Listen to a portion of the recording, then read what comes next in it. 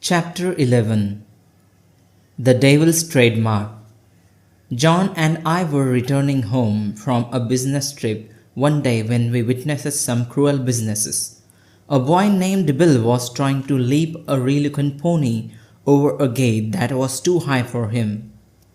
As the poor pony would not leap, Bill slashed the whip on its back. The pony turned away to another side. This was repeated a couple of times. Willful as he was, Bill got off the pony and flogged it. He then thumped its head and got on it again, trying to make it jump the gate. The pony lowered its head and raised its heel and flung Bill into a thorny hedge, and headed home with the bridle hanging from its head. John chuckled, and when Bill cried out to be helped out of the thorns, he curtly replied, "I feel you are in the perfect place. Perhaps a slight scratching might teach you not to force a pony jump a gate that is too tall for it."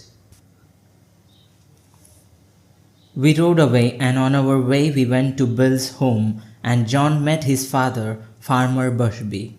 Bill's parents were naturally very worried when they saw the pony return without the rider.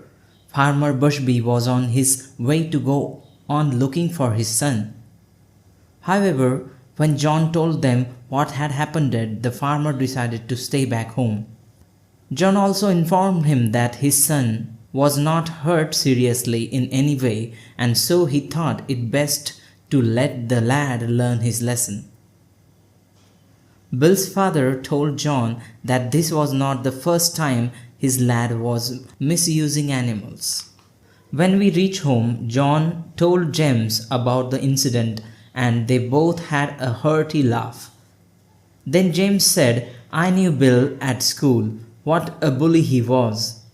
He always took a upper hand with the younger boys and boasted about being a farmer's son. Of course, we older boys totally disregarded him and made it clear that in school and on the playground it didn't make a bit of a difference if you were a farmer's son or a laborer's child."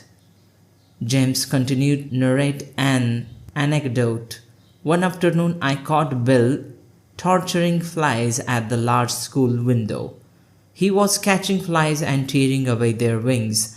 I was so enraged that I boxed his ear so hard that he fell on the floor.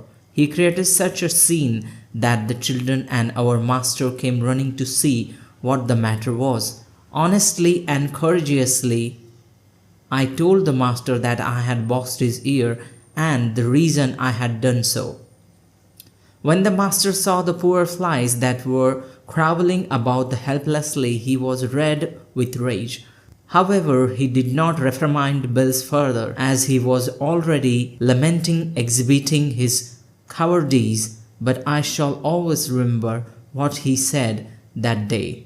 He said that the nastiness was the trademark of a devil, and all the who took the pleasure in it belonged to the devil. On the contrary, love and kindness was the trademark of a God, and people who treated others with the kindness were God's children.